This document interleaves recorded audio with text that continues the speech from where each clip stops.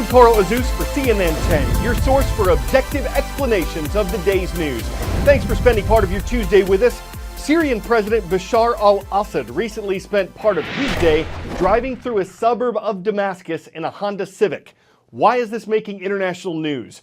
The part of the Syrian capital he appeared to drive through is a war-torn section called Eastern Ghouta. You might remember us reporting on this. It was an area held by rebels who were fighting the Syrian government. It's been under a government siege for 6 years, and Syrian forces launched an all-out assault on Eastern Ghouta several weeks ago. So President Assad's drive through the area, when he negotiates traffic and passes taxis and pedestrians without appearing to get noticed, it's apparently his way of showing how his military's fight here has been successful. The battle was incredibly destructive. After it started, the United Nations Security Council voted unanimously for a ceasefire. Both the government and the rebels ignored that almost immediately.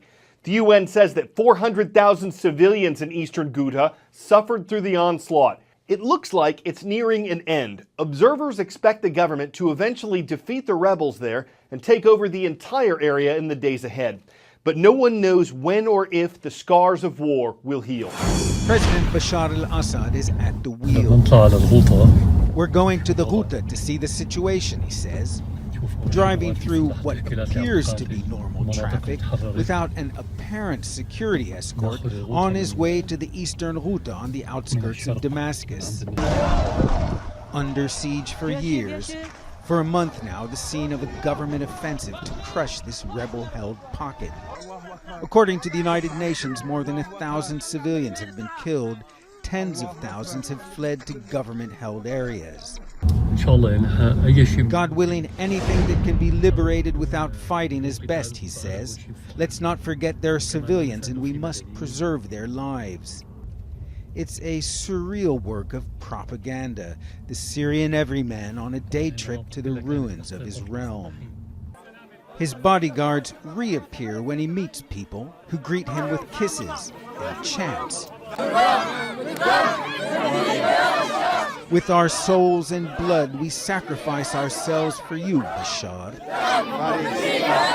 In 7 years, nearly 500,000 Syrians have been sacrificed in a war far from over.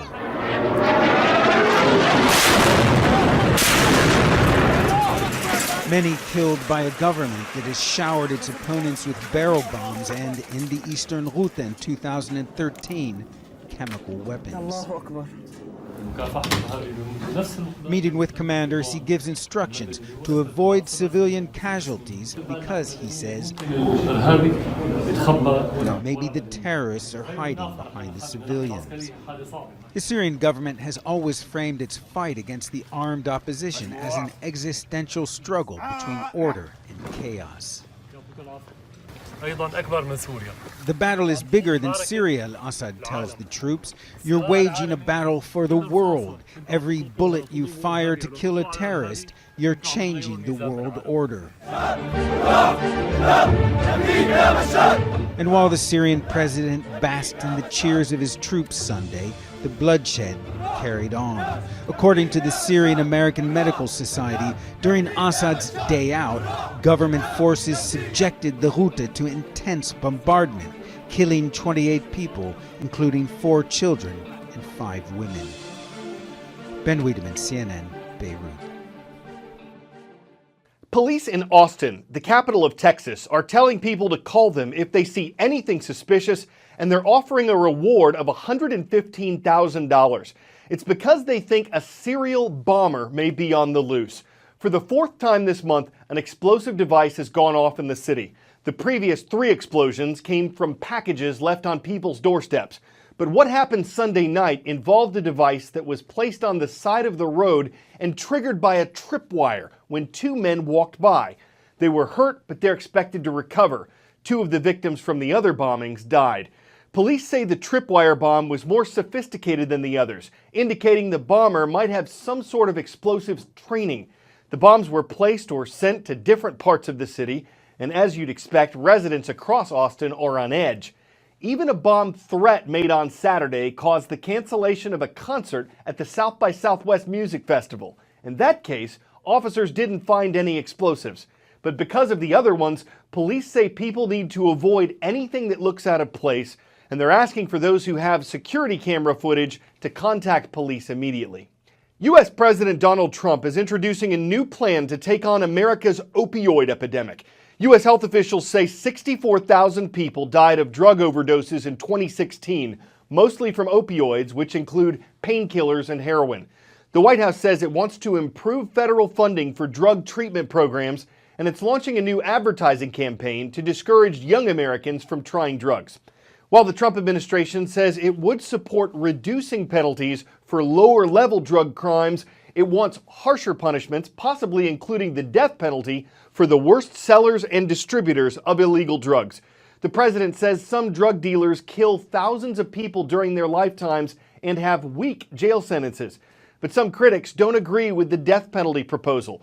One university professor who's studied the crisis says, quote, "We can't execute our way out of this epidemic," while another says the death penalty alone probably won't help, though more severe punishments for drug traffickers could be combined with treatments to effectively tackle the problem. Every 19 minutes, someone dies from an accidental drug overdose. Most of the time, it's from prescription drugs like oxycodone or hydrocodone. These drugs all belong to a family of drugs called opioids. They are prescribed to dull pain, but they also boost dopamine, giving some people a high. They can also slow down your breathing and are highly addictive. So why is it so easy to get hooked? Well, for one, your body can build up a tolerance, so that the more you use, the larger dose you need to get the same effect. Secondly, you can become dependent on them. In fact, your body creates natural opioids that are released when you hurt yourself. But if you habitually use painkillers, your body stops producing its own and relies on the drugs instead. If you try and stop then, the body goes through withdrawal. Consider this. In 2012, there were 259 million prescriptions written for opioid painkillers, nearly enough for every American adult and child to have their own bottle of pills. Look, we need to treat pain, but we also don't need to treat everything with the pill.